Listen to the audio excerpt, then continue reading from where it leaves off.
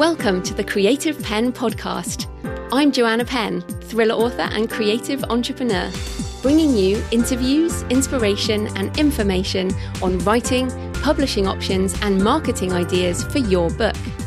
You can find the episode show notes, your free author blueprint and lots more information at thecreativepenn.com, and that's Penn with a double N. And here's the show. Hello creatives, I'm Joanna Penn and this is episode number 494 of the podcast, and it is Friday the 19th of June 2020 as I record this. So today I'm talking to JD Barker about writing cross-genre, how he came to write with James Patterson, and tips for strengthening story ideas before you even start writing. Plus downsizing to become a full-time writer, which I also did back in the day. And also how Jay is a discovery writer. Sorry, JD. So many of us with initials these days. He's a discovery writer for the detail, but he always does the blurb first to make sure it's a strong story, which I have actually done for the first time, which I'll come back to later. Plus ambition. I love JD's ambition and why indie authors can sometimes let themselves down. So it is a challenging interview. I found it challenging in terms of challenging my own way of doing things, and will have you thinking about what you want your writing and publishing future to look like. So whatever genre you write, I think you will find this interesting. Since the interview, I have also read JD's book, She Has a Broken Thing Where Her Heart Should Be, which is fantastic. And if you remember the discussion on character flaws with Will Storr, which many of you loved, and how they drive plot, JD's book is a perfect example. The fatal flaw of the characters make the ending completely perfect. And no spoilers, but I definitely recommend it. So that is coming up in the interview section. In publishing news, a lot going on this week, so much I had to cull it down quite a bit.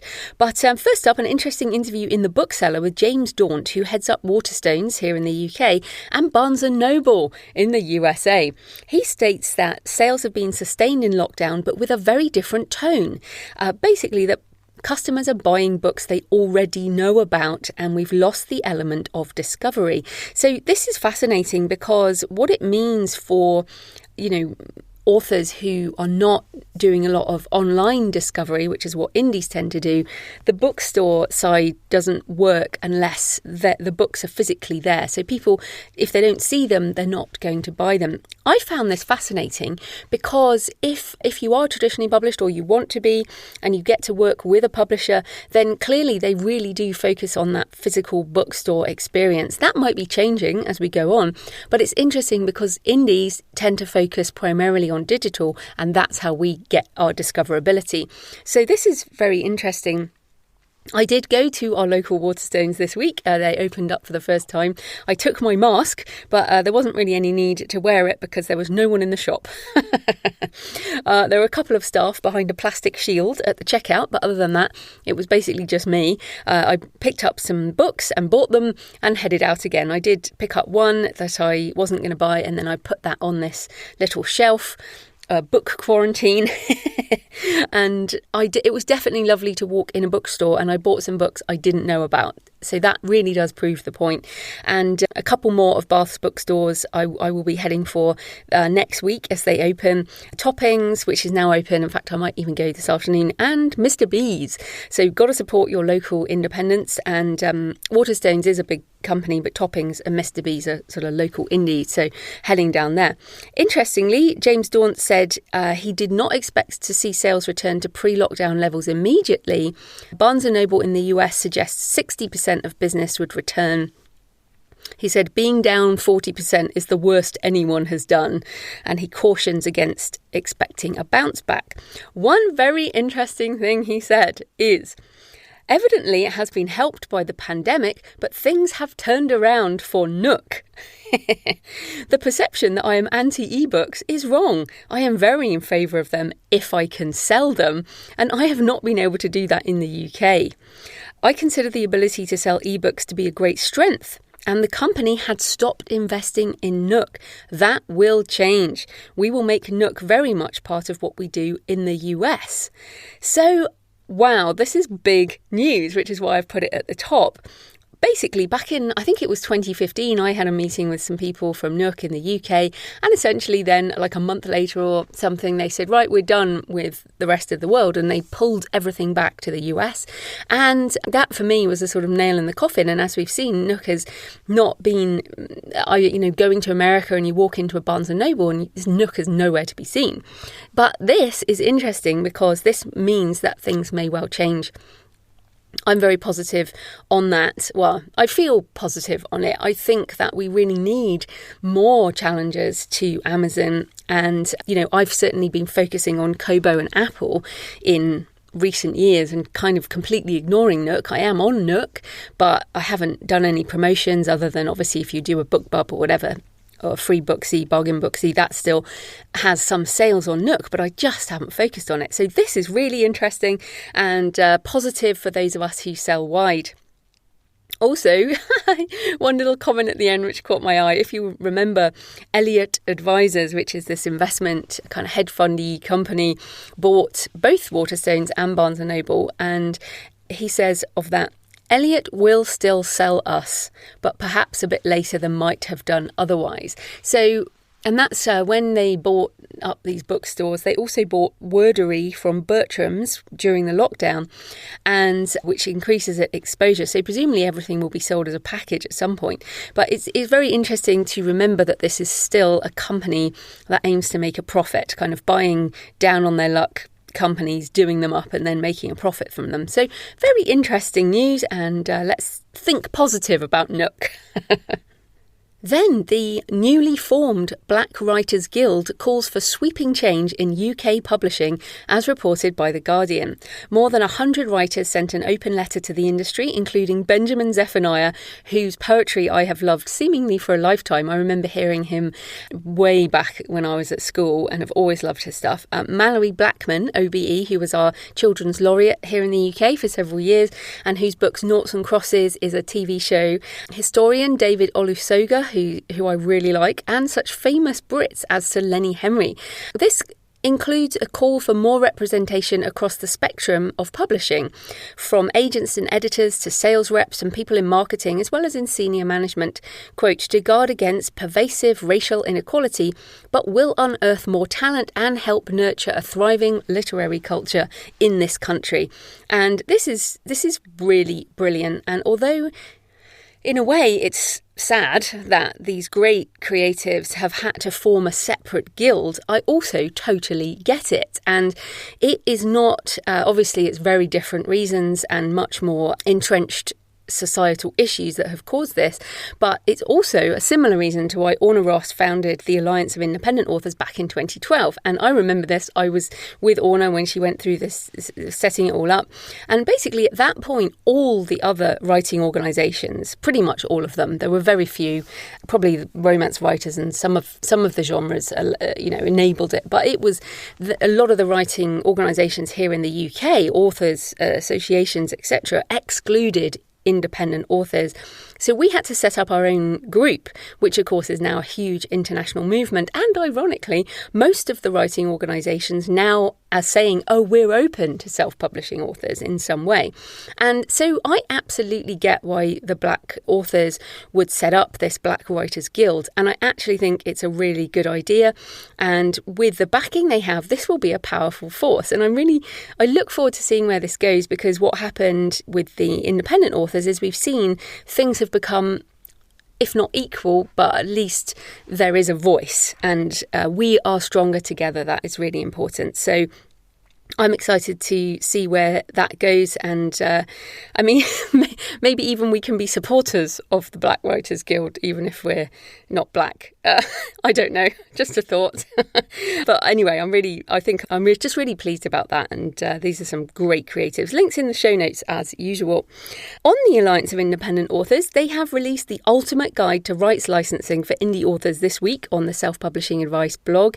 And based around the book, Selective Rights Licensing, Sell Your Book Rights at Home and Abroad, and also includes a series of videos with authors who have had success in licensing, plus a more of a teaching video from Judith Anderley, who is the business partner and wife of Michael Anderley, who many of you know from 20 Books to 50k. And Judith is a force of nature. Like, seriously, I wish I could hire Judith. She does all the rights licensing for their company, LMBPN. So that is worth checking out. Again, links in the show notes.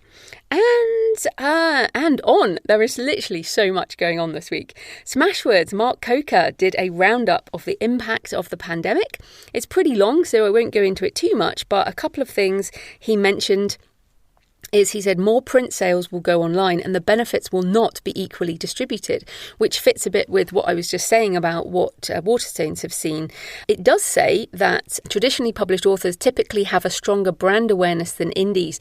That's only true for well-established traditionally published authors. Obviously, someone's going to buy a James Patterson. Obviously, someone's going to buy a Lee Child or a Nora Roberts over somebody they've never heard of. They might have picked that up in the bookstore. But actually, I think it probably goes that traditionally published authors with a brand name will win, as they usually do. Then indie authors who know how to do online discovery, and the people who will probably suffer most are the traditionally published authors who do not have any online discoverability or an established brand name. So this will be interesting. Mark does say overall ebook sales will increase. We've definitely seen that, but also the ebook subscription services will gain in popularity. Not just Kindle Unlimited, but also Scribd, also Kobo Plus, and definitely some interesting things in that area.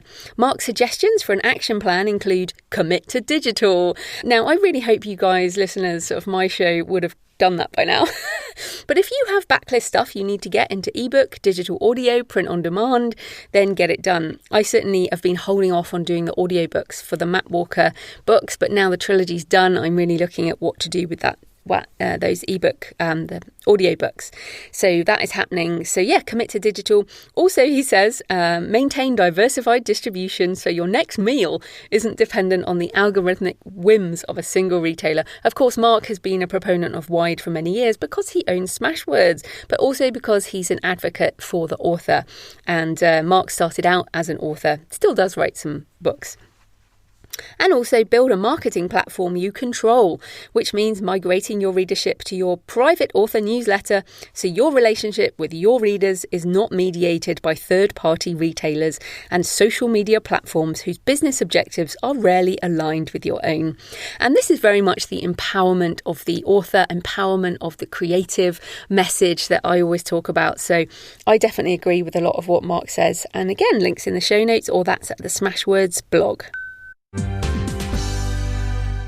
So in my personal update, we tested negative for COVID-19.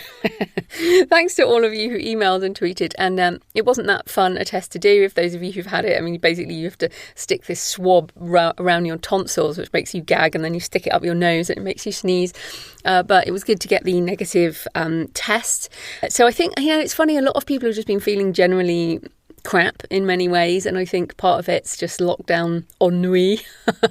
And my dad was saying it's just like every day is a day. It's not Monday, Tuesday, it's just day.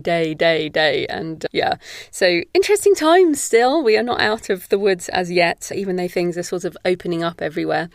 What else? A Map of the Impossible is currently with my proofreader, so I finished my last edits. I've also done this week a number of sessions on the outline for Tree of Life. And I wouldn't say it's an outline. I'm going to have to come up with a word. But for the first time ever, I have written the blurb for Tree of Life before starting the book, before doing any writing on the book, as in the chapters. I've done some writing around thoughts and some research and everything. But this is what J.D. Barker recommends in the interviews, and it really helps you nail down the point of the book and where it's going. And also, I've been getting much more into character development. So I've never had a problem with plot. Plot is not the issue for me. It's more about positioning and also the depth of character and making sure that some of these arcs work without me having to do these massive rejigging things later on. So I've been enjoying it so far. I feel like I'm champing at the bit. Like I feel like I could sit down and easily write 5,000 words, 10,000 words, because that's how much is in my head. But normally what happens is I get to 20,000 words and then I have to stop, figure out the next bit. So this is it's interesting trying to tweak my process a little, but actually getting the blurb done early is great because what I'm going to do is set up my pre-order. Now, what I normally do with pre-orders is I only set them up when I finish the first draft because only then I know what the book is going to be. But by at least doing a blurb, I can set up the pre-order. So I'm going to set up that pre-order for Tree of Life sometime in the next week or so. I've also been working on my JF Penn brand. I've had a couple of sessions with author friends and also a professional sort of brand person around what to do with some of my books and where I fit. And this is the in quotation marks, the curse of the cross-genre writer. One, it's great fun because you get to do everything you want, but two, it makes it more difficult to position yourself. And what is nice about this interview with JD is that he basically says, well, I'm embracing cross-genre, I'm just doing that. And I still feel the same way, but I do have some things that I'll be sharing more in coming weeks. I've talked about this a lot more in my author business plan course, which you can find at thecreativepenn.com/courses. And a lot of you are taking that at the moment, so I hope that you're feeling that's useful. And really, the last decade, the 2010s, were all about building my non-fiction brand into a strong business. And the 2020s, I feel, are all about doing the same with my fiction brand, JF Penn. So I'm not rushing, I'm taking it slow, I'm kind of revisiting everything, and I feel like my craft is, obviously we can all improve our craft, but having written like 17 novels now, I feel like I know how to write a book. I just need to tweak and learn from some things to make everything work together in more of an ecosystem. So that is fun.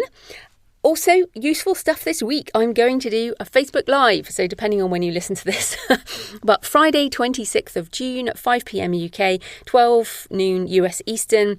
Join me at facebook.com/thecreativepenn, and I will answer your questions on writing, publishing, book marketing, and making a living with your writing.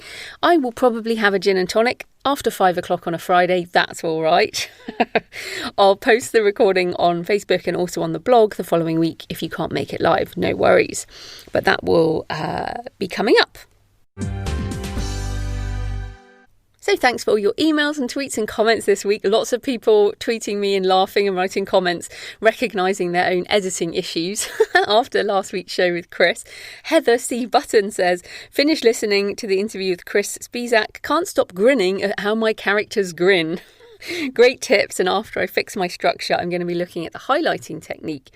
Sarah Louise says, just listened, some great self-editing tips. I laughed when they talked about winking. I'll be removing all of those from my work in progress. Hannah says, this was absolutely brilliant. So many things here challenge me as a writer and an editor, especially the part about macro editing. And that is, arguably the most important thing. Megan says, breaking down the editing process into actionable steps has been one of my biggest challenges. This conversation really helped me bridge some of that gap in my mind. Thank you for this incredibly useful chat. And finally, Emily Reynolds says, I gobbled this episode up on my morning run here in Maine. Perfect timing as I finish the last chapter of my first novel, 12 years in the making. Well done, Emily. I've got to say, that is a great achievement. I have an interview coming up with Lindsay Baroka, who now is known as one of the most prolific and successful independent authors around. And Lindsay's first novel took, I think it was 7 years. So still a little bit shorter than you, but just to say, Lindsay is like a machine these days. I mean, a very amazing machine. So that's just to encourage you. The first novel often does take a lot longer than the subsequent ones.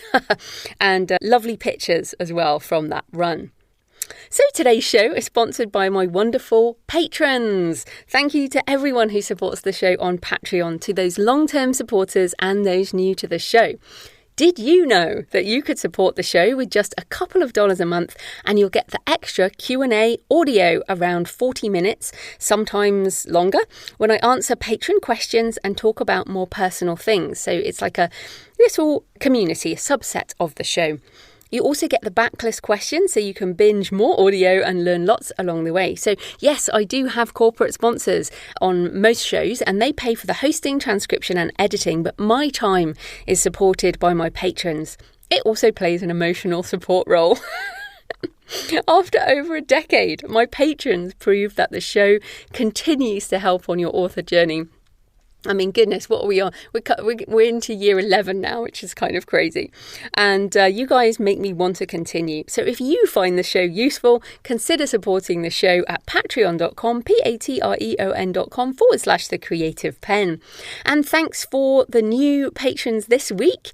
Casey Ryan, Rachel Ambag-Shear, I hope I said that right, Mark Gredler, Wilhelmina Ulamar, Val Andrews and Anthony Tilt. I really do support. I really do appreciate your support on Patreon. I really, really, really, really do. Okay, let's get into the interview with JD. JD Barker is an award-winning and international best-selling author of thrillers and horror. He's also the co-host of the Writers Inc. podcast with Jay Thorn. Welcome, JD. Hey, Joanna, how you doing? I am good. I'm thrilled to have you on the show. But let's start. Tell us a bit more about you and how you got into writing. Oh, geez, that's actually a pretty long story. So I'll go back all the way to the beginning. So when I was in college, and this is in Fort Lauderdale in the I graduated in '89. I was amassing all this student loan debt, and I wanted to work in the music business. That was my initial goal. So I got a job working for RCA Records, and I was essentially a glorified babysitter. So whenever they had a famous recording artist show up in Miami or Fort Lauderdale, I'd have to pick them up at the airport and get them to their hotel and get them to the radio station for their interviews and kind of chaperone them around town and hopefully get them back on the airplane without losing anybody. And to really date myself, this was people like Tiffany and Debbie Gibson and New Kids on the Block, Madonna, then a bunch of hair bands. I had Guns N' Roses and Bon Jovi and Poison and Skid Row. If I managed to get everybody from Guns N' Roses back on the airplane without anybody getting arrested in Fort Lauderdale and Miami, it was a win. But, I was with these people for days at a time, and I had this student loan debt that was piling up. I'm like, well, how can I make money from this? And then I realized, well, I could interview them.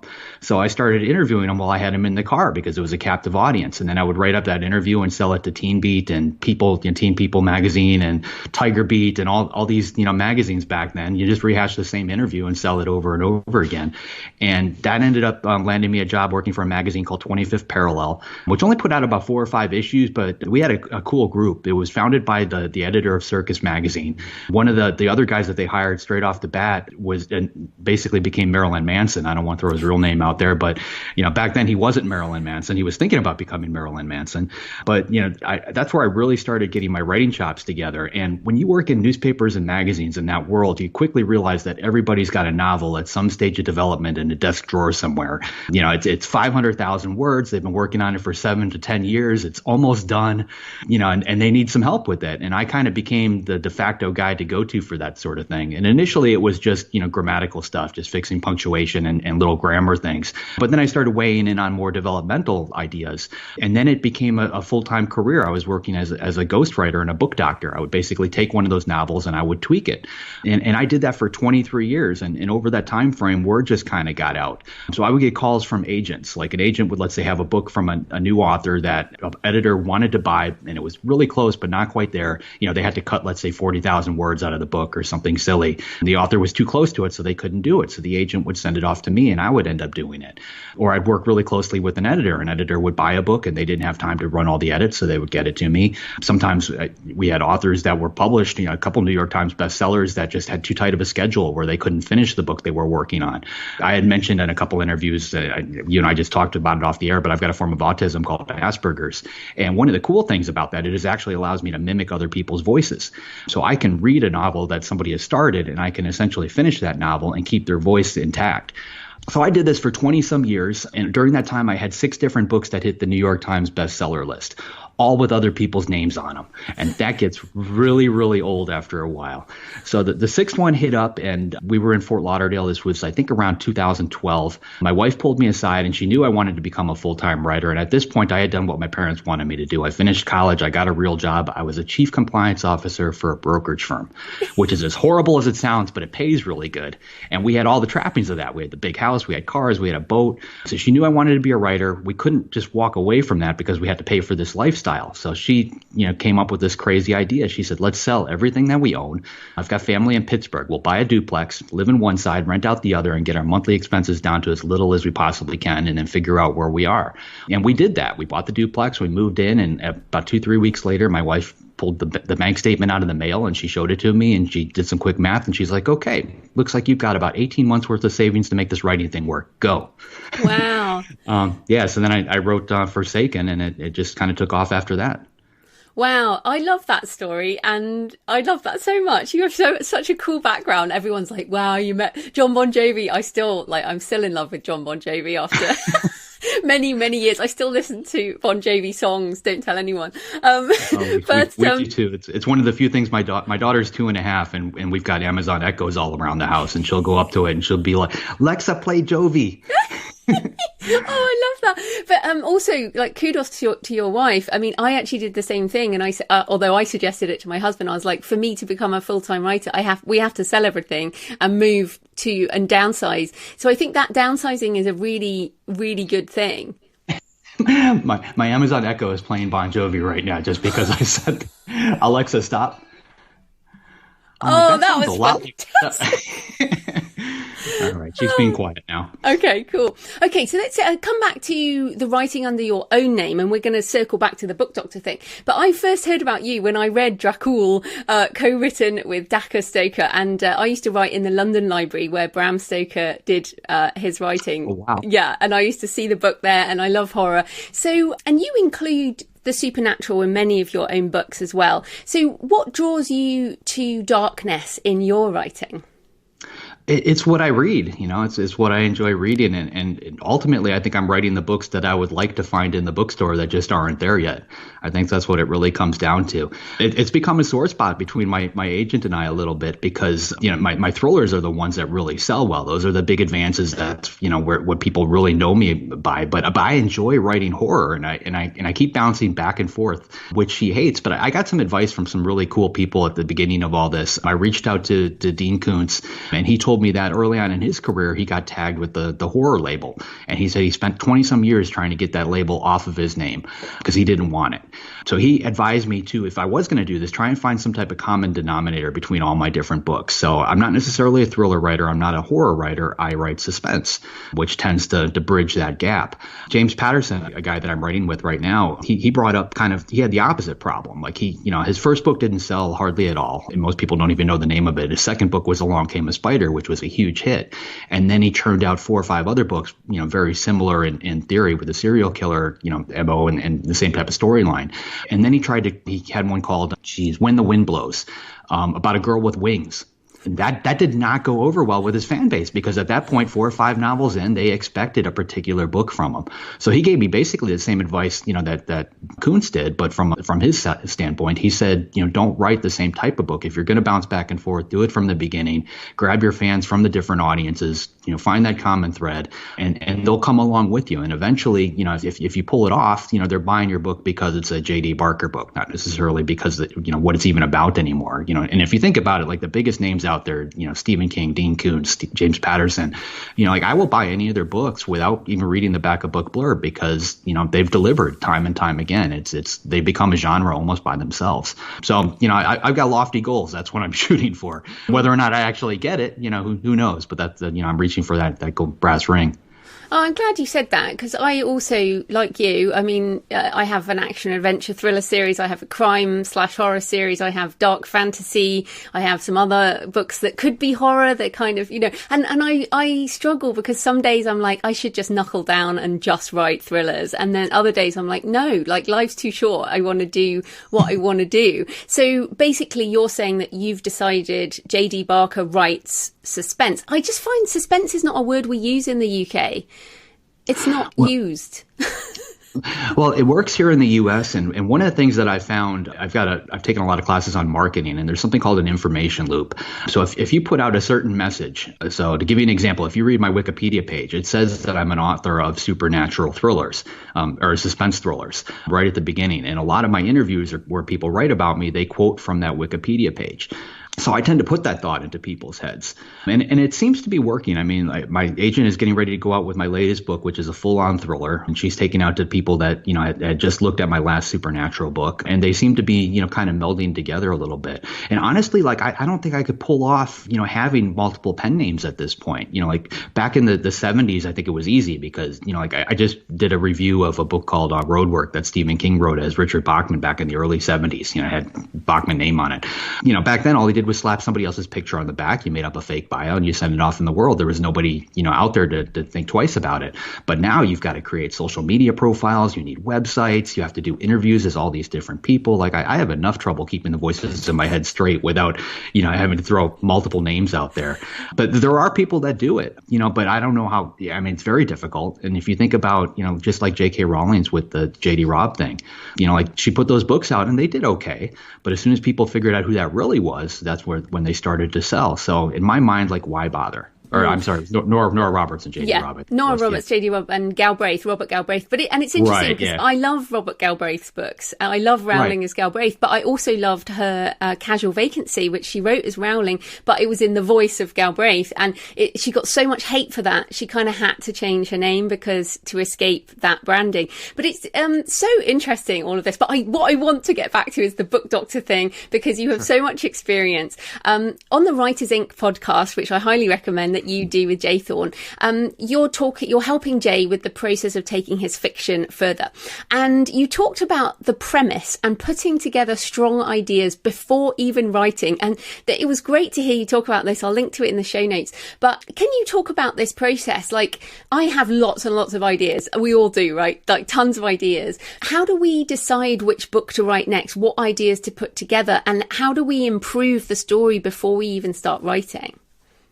Well, I'm in a different place now because now that my books are selling, I'm actually selling books on spec, which means I've got a contract with a publisher and I've got a PDF document that has basically like a backup book blurb for the books that I'd like to write. I've got probably a couple hundred or so on my phone, like just different books in different stages, just little notes here or there. But I've whittled it down to about 10 that I'd like to write next. And, from a genre standpoint, they're very similar to what I've done. And we let the publishers decide. And it's not necessarily my editor that makes that decision. He takes that back to the marketing people. And they're like, a year and a half from now, because that's when the book's really going to come out in the traditional world, which of these books do you think will be the most marketable? So that's kind of how it's decided at that point. What I was doing with Jay is I personally feel like I think being a pantser is, the way to go. And obviously this is a, personal preference kind of thing. But Stephen King in On Writing, he points out that if he doesn't know where the story is going, the reader's not going to figure it out either. And I'm totally on board with that, because when I read books that, were plotted heavily with an outline, I can feel that, that structure already there. And I think it's just a subconscious thing. The writer is, because he knows exactly what's coming next, it comes across in the writing. And it's subtle, but it's there. But I do think you need to have certain elements of the story in place in order to pull off being a pantser. You need to, know the gist of your story. So basically that backup book blurb. If you can drill it down to even a tagline, that's even better. But just something that you can put in front of you. And I read it every day for whatever book I'm working on. I read that tagline or that backup book blurb before I type the first word, but something that's going to keep you on track. The next thing I do is I create my characters. And once I have my characters together, and when I say create a character, like I know them inside and out. Like Sam Porter is the lead detective in my 4MK series. I could put him at the entrance to Disney World and I could tell you what ride he's going to go on first. Not necessarily something that's going to end up in a book, but I know him as well as I know my best friend. And that's how I feel you as the author need to know your characters before you should start writing, because you're in their head. You're communicating their thoughts. That needs to come across. Thomas Harris is a great example of this. If you read Silence of the Lambs, he seldom uses dialogue tags, but you can tell just from the dialogue who's speaking through that entire book. And that's, again, one of the goals that I shoot for there. So you need your tag, you need your backup book blurb or your idea of the book. You need to know where your characters are, who they are. And then you can basically drop them at the start of the story and go. Personally, I like to have a beginning, an ending, and something that's going to happen in the middle in mind, as I'm writing. And I think that keeps my subconscious on track. I tend to liken it as like a straight road. You've got your beginning down at the bottom, and you've got your destination as the ending for your book. And it's okay to kind of go off the road a little bit and go off into the weeds as long as you get back to that road. And as long as your subconscious knows how the story is going to end, I think it's going to eventually get you there. So that's how I tend to do it. But as a book doctor, I've worked with people that have, basically they've worked across every different aspect of this. They've been on heavy outliners, to the point where they have a 200-page outline before they start writing. Other people that just have a couple sentences in mind. They have a rough idea where they want their book to go. So I've worked with so many different people that, I personally just kind of took the little bits of the, what I felt was the best from each of their systems and kind of threw it all together. So, but coming back to that back of book blurb that you create, like all these little ideas. See, my idea list, which has, is out of control, is lots and lots of one-liners and tiny things that need to be put together into a blurb. And like you talked there about the back of the book, so everyone has an idea of what that's going to be, some kind of, like you say, tagline, and then something that's going to draw people in. So how do we write that? How do we take these little ideas and bits and bobs and write that back of the book blurb that you're talking about? Well, I tend to expand on it. I use a program called Simple Note, and you could do this with anything. Simple Note is just a note-taking document that it's on my phone, it's on my Mac, it's on my iPad, and if I make a change on any one of them, it automatically updates all the other ones. So I'm like crazy adverse to paper. I hate having piles of paper all over the place, so I do everything on there. But I'll have one Simple Note document for each book I'm working on, and as I come up with those snippets that you're talking about, I'll drop them into that document wherever they fit in the story. So it is kind of like an outline, but it's not as stringent of an outline as other people. I'm working with Patterson right now, so he's a strict outliner. And when we first sat down, I brought that up. We were at lunch in Palm Beach. We decided we wanted to work together, and we came up with some ideas. But I said, listen, I know you outline. I don't. I don't like working with an outline. If we're going to do this, I think we're going to have to do it without one. And somehow I have no idea how I did it, but I convinced him to write his first book without an outline, through his entire career. And we had a crazy fun time doing it. I would create a scenario and try and paint our character in some kind of impossible situation, and I would hand it off to him, and he would not only get that character out of that impossible situation, he'd volley it right back and put him in an even more difficult one and say, here JD, your turn, you try. And we went back and forth like that through the whole book, and we knew how we wanted it to end, but we didn't know any of the middle stuff. Now the downside to that is probably 40 to 60,000 words ended up on the cutting room floor. When you're a pantser, a lot of stuff gets tossed. So we started working together on a second project together, and that one did have an outline. So I got to see, his method, and it does work. But we didn't stick to the outline 100%, and I think that's where the real difference was. If I had an idea that took the book off in a different direction, he was cool with it. The outline was just a framework. It was more or less just a suggestion.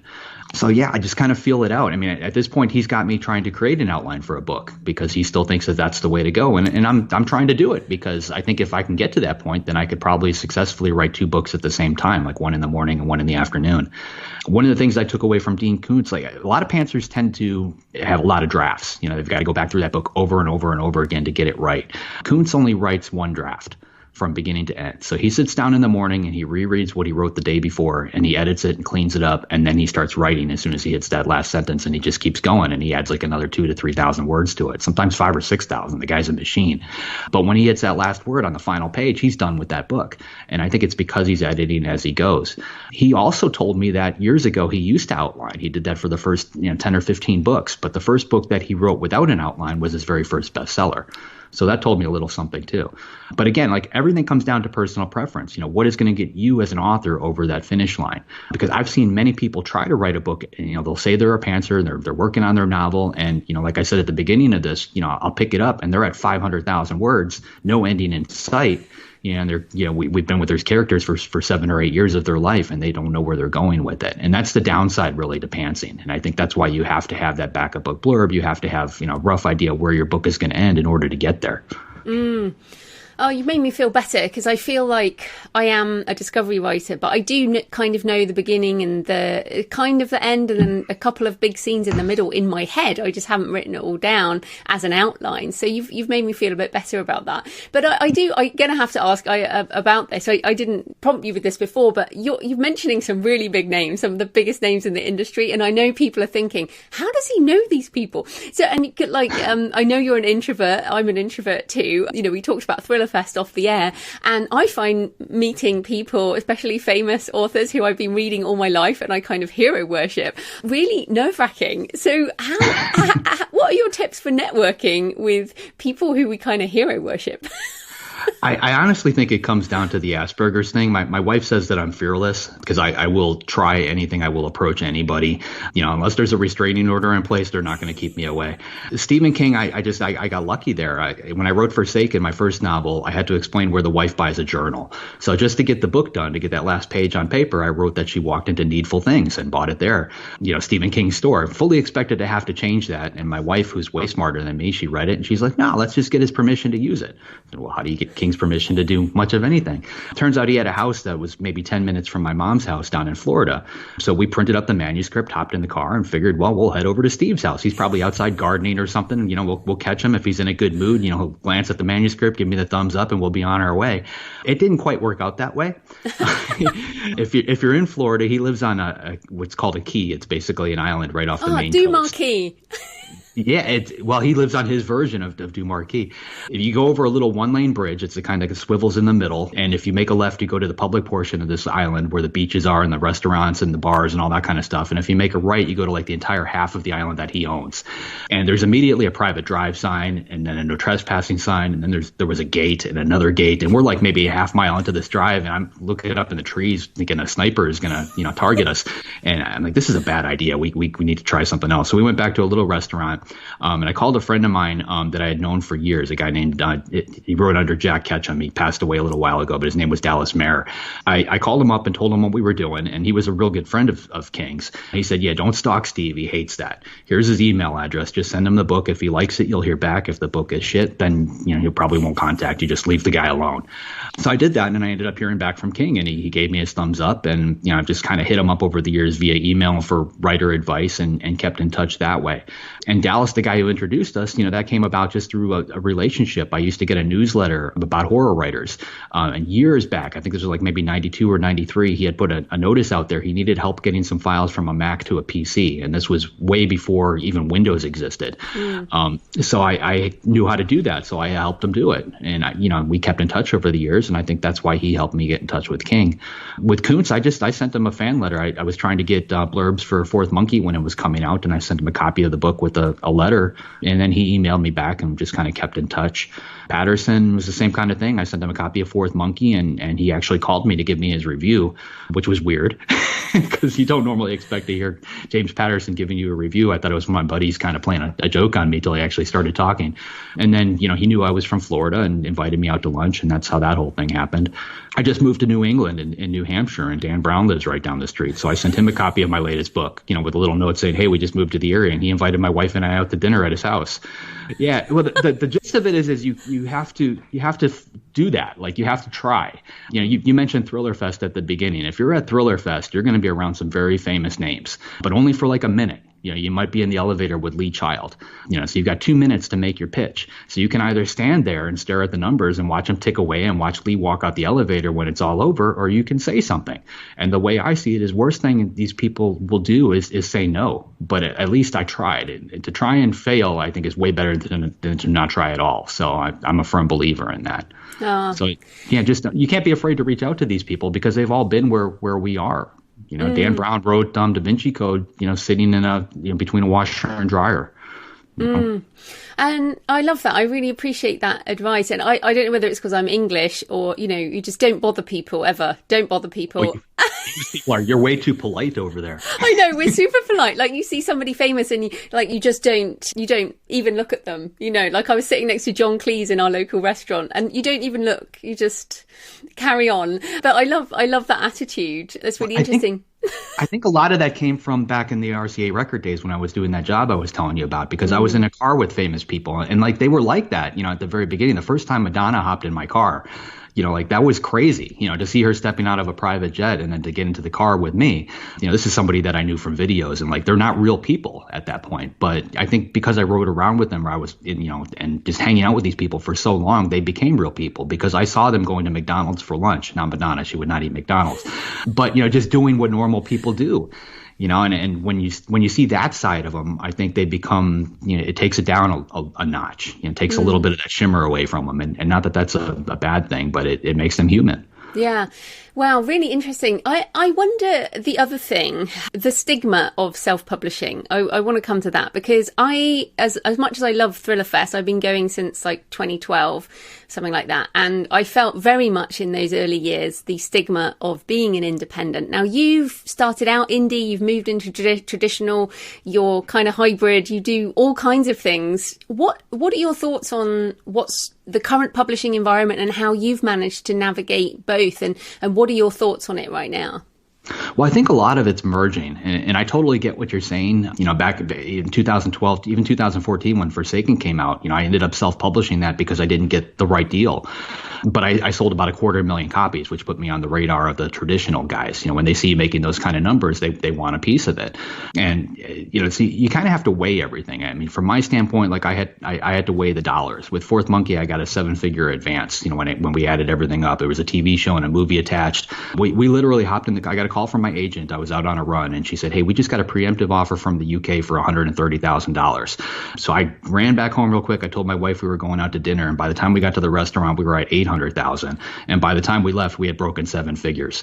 So I could have still, I had plans to self-publish that novel, and I could have. But knowing that kind of payday was in my future, I knew that would secure my position and be, where I would be able to write full-time and not have to worry about, anything else anymore. I could just, that would be my focus. So, in that case, I pulled the trigger on it. But for me, it comes down to a financial decision and what is that publisher going to bring to the table that I can't do.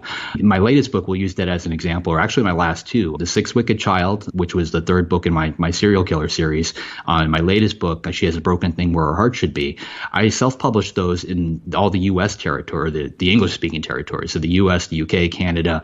But my agent sold all the foreign rights to those books to the regular traditional publishers, so Random House and HarperCollins. Those guys have it in other places.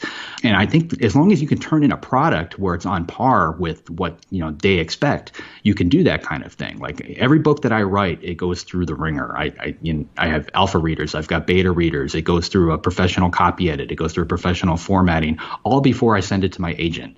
Because when it lands on an editor's desk, I want them to feel like they're reading a finished product. I don't want them to see something that is a job is going to be work to them. I want them to see, something that is as polished as it possibly can be. And if you're going to indie publish or self-publish, I think you need to do that. You have to remember who your competition is. Your competition isn't other self-published authors. It could be, but in my world, my competition is Random House. It's HarperCollins. It's the books coming out of the top 5. So I try to make sure everything I do is on par with that. And I think as an indie author or traditional author, you need to do that. But like I said, I think the worlds are blending together. I think it's becoming less and less clear, which side that you're really on. And if you do it right, the reader will never know the difference. Every book that I put it out as a hardcover, an audiobook, softcover, mass market paperback. A couple months later, I follow the same model that I see the big guys do.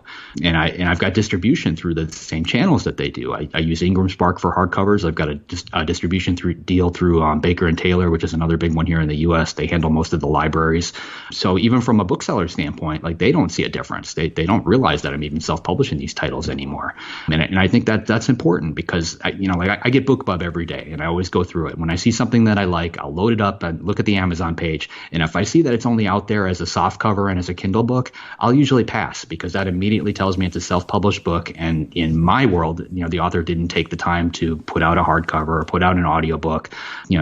People like all these different formats. And if you want to get the largest possible reader base, you have to satisfy as many people as possible. I'm so glad you said that. I also am doing hardcovers now as well as paperback. I do large print as well, which is a good library format, and audiobook and the rest, So it's really good. And I feel the same way. Like I feel it looks professional on your page to have all of these different formats, which many traditionally published authors don't have that anymore. They don't get hardbacks.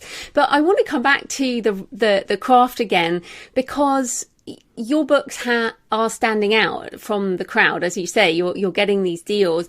What are indie authors doing wrong when it comes to story, like particularly in the genres you write in?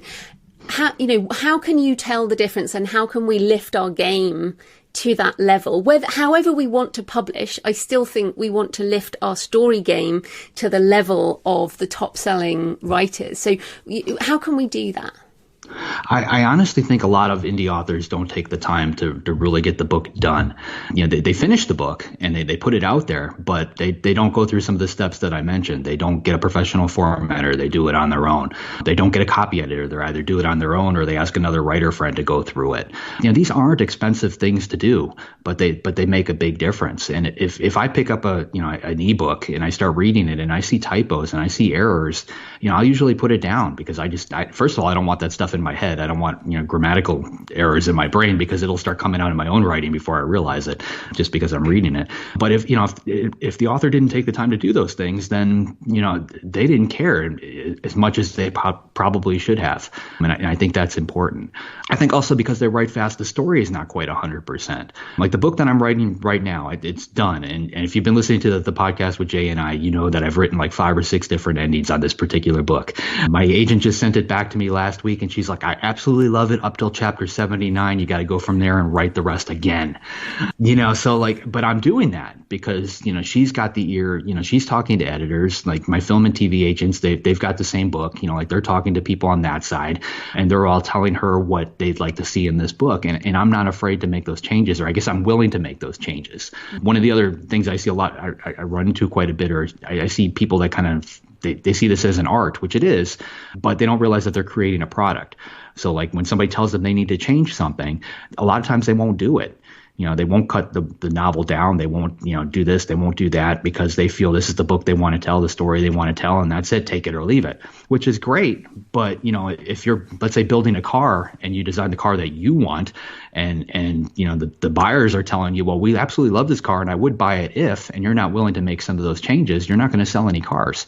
So you have to decide why you're actually in this business. Are you in the business to sell books? Are you in it just because you love to write? And all of those things are valid. I mean, I was writing for years, without anybody paying me for it. It was my outlet, just like anybody, probably everybody listening to your podcast. It's lethargic. It's one of those things. So if people stop paying me tomorrow, I would still write every day. So that's not an issue. But knowing that I am writing professionally and that people are buying my books, I tweak them and I make sure I put out the best possible product that I can every single time. And I don't let it leave my desk until I do, even if it is painful, even if you have to write that ending 10 times. Yeah, it's so interesting. I wonder, what's your thought on length? Because I feel like many of the books I read from traditional thrillers, Dan Brown's a bad example because he's an outlier. Well, let's take James Patterson. His books are shorter, but I feel like many indie authors are writing shorter books, whereas the traditionally published books are still 80,000, 90,000 words for, say, a thriller. Do you think there is a word count difference, and is that reflected in the depth of the writing? I mean, Dracul was very long. I think I seem to remember it being a pretty long book and had a lot of depth in terms of the characters and the atmosphere and all of that type of thing. So do you think length has anything to do with it these days? It does, and it's not something that I realized until I really started, talking to editors. But it comes down to a cost. So Dracul, for example, it's 160-some thousand words. The original Dracula was 166,000 words. After they cut 102 pages out of the book, the final book was 166,000. That is on the high end. Most traditional publishers really want to see a book that's like 80 to 100K at this point, especially as a debut, if you're going out there for the first time. My last book, She Has a Broken Thing Where Her Heart Should Be, was 206,000. And because I self-published that, in a lot of these territories, I realized how that length impacted the cost. And unfortunately, it meant that I had to put the hardcover out there for, I think it's at $39 in a lot of the territories, just in order to, more or less break even. I think I make like 50 cents or something on a hardcover. So it's not a moneymaker for me, but, in order to get it out there, I had to do that. So it's something I'm very conscious of. But that's something that I think has changed over time. Now, I'm going to show you something real quick. Yeah. I found it yesterday. So this is something I actually bought at auction. And I don't know if you probably can't see it on the camera, but this is Stephen King's actual draft of Needful Things. Oh, wow. It's the pages off his typewriter. Oh, wow. That's amazing. So I bought it from David Morrell, the guy who created Rambo. He used to be a beta reader for Stephen King. David's been on the show. Okay. So I'm going to see if I've got the letter here, because he actually touches on it in the letter. Dear David, here's the manuscript I promised you. The size is daunting, because he knew it straight off the bat. I don't think you could get away with a book this size. I mean, this is 200 some thousand words too. And I don't think you could do it in today's publishing world. Attention spans are too short.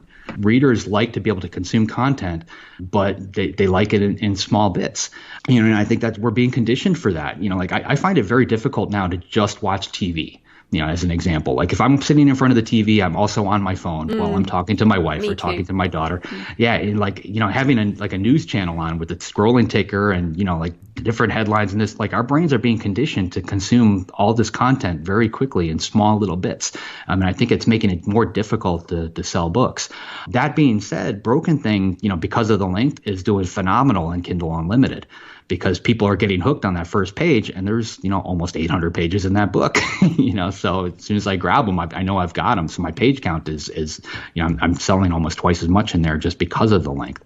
But if I were to try and take that book to the traditional publishers, like, we did shop it and they wanted to see some cuts there. They wanted to see it down by about 60 or 70,000 words. And I didn't want to do that with the story. So if you're trying to produce, I guess the gist of this is, because I'm rambling here. If you're trying to pursue a traditional deal and it's your first one, try to get that book between 80 and 100,000. That's just the sweet spot where they want to see you. Fourth Monkey was 126. That was on the long side, but they were willing to deal with it because they liked the story so much. But 80 to 100 is where you really want to be. Fantastic. And then we're almost out of time, but I did want to ask you about marketing. What kinds of marketing do you do or have been successful for you in selling books? Oh, I do everything. Facebook ads, Amazon ads. I was talking to Jay about this the other day because we had a guest on who specializes in Amazon ads, and I honestly don't understand them. I'm trying to hire somebody to actually do that for me, and none of these people seem to be out there because I'm throwing money at it. Like I've got ads running like crazy, and I'm afraid to turn it off because I don't know whether or not it's working. So I'm just letting it go, and obviously not good business practice, but that's the way that it is. But I tend to do all that, and I look at a lot of the new stuff that's coming out. Like I've been studying TikTok like crazy, trying to figure out how to market and sell a book on TikTok. And I haven't broken that formula yet, but I'm sure it's out there. Snapchat is another one. Like how do you sell books on Snapchat? So as these new programs come out, I immediately run out there and get my username, whether I'm going to use it or not, just to make sure I can get JD Barker and somebody else doesn't grab it. And then I try to find some way to utilize it. Back when I was driving these recording artists around, Madonna once told me that when she gets a marketing plan for one of her albums coming out, or back in the day, I think Vogue was coming out when I talked to her. She said she goes through that entire marketing plan and she looks at what they're doing, and then she makes a list of everything they're doing, and then she makes a new list of stuff that they're not doing. And that's where she would go out and she would hire her own people to actually fill in those blanks. So I've been doing that on the book side, because when you're with a traditional publisher, they give you a marketing plan. It's like a PowerPoint presentation, and it's usually like a 30,000 foot view of what they're going to do. But I tend to see holes in it. Like they don't use BookBub, things like that. They tend to not rely on bloggers or Instagram, readers, where I do. And like right now, that's helping tremendously because, I've got the book, even now that I'm working on with Patterson, it comes out in September. Like we're hitting up bloggers for that because we can't go to stores. We can't do a book tour right now. But that particular world, they're still spreading the news through social media. So they're kind of coming around. I tend to liken traditional publishers, their marketing departments, as like a big cruise ship, and an indie author is sort of like a little speedboat. We can zip around that cruise ship and we can run circles around them. If you have a handle on what you're doing, you can turn a lot faster than they can and try new things. So if you see something as an indie author that looks like it might work, try it. Worst, like I said earlier, you either try and fail or you don't try at all. But at least if you failed, that you made an effort at it. No, it's great to hear that because, so many people just say, oh, I just write great books. I'm like, no, you definitely do something. So I'm glad you said you do. Yeah, writing a good book is just a small piece of the whole puzzle. Like it's pretty much it's a given at this point. The book has to be like a 5-star read. If it's not, like I don't even know that I would go out in the world. There's a million books published every year, and yours is just one of them. Like if it's not a 5-star read, if you're willing to put it out there knowing that it's got problems, and you're 3.5 star or whatever it ends up, something's wrong. You need to tweak that, or you're gonna be stuck in that world forever. Well, this has been really fantastic. Tell people where they can find you and everything you do online. The easiest place is jdbarker.com. On Twitter, I'm JD Barker. I'm on Facebook and Instagram and the other ones, but my publishers tend to run a lot of the stuff that is on those. So Twitter and my website are probably the best places. And the Writers Inc. podcast with Jay Thorn. I can't forget the Writers Inc. podcast every Monday. Fantastic. Thanks so much for your time, JD. That was great. Oh, thank you. This was fun. So I hope you found the interview with JD really interesting and perhaps also challenging. It certainly has me thinking about what I want my fiction career to look like. And I admire JD's ambition and commitment, and I want to see how I can lift my game in many ways. So how about you? How can you lift your writing and publishing game? And definitely go and check out the Writers Inc. podcast, which JD does with Jay Thorn. And Jay's been interviewing tons of very famous authors, including James Patterson. And JD also has a Patreon where you can hire him for helping with books, and it's really something I've put on my list for next year. So patreon.com/JD Barker. And have a look at that. Right, next week I'm talking to Natalie Sisson about building a business around a personal brand, especially over the long term when things inevitably change. Natalie is a non-fiction writer. We're back on non-fiction next week.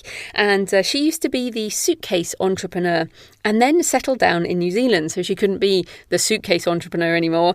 So she had to pivot in many ways, but her core self remained. And actually, this week I had a chat with an author who had many sites, but not around her name. And we were talking about how you do things for the long term and how things change. What doesn't change is your name, generally, unless you get married or whatever, and want to change your name. Penn is actually my maiden name, the name I was born with. And when I got married, I actually changed it back from the name I had after my first marriage. Very complicated. Anyway, and I do have joannapenn.com, and it points to the Creative Penn. But my point being that having a business around your name means that it can go for a really long time because you can do anything you like with it. So there's a little tip. More tips next week as we focus on business. And happy writing. I'll see you next time. Thanks for listening today.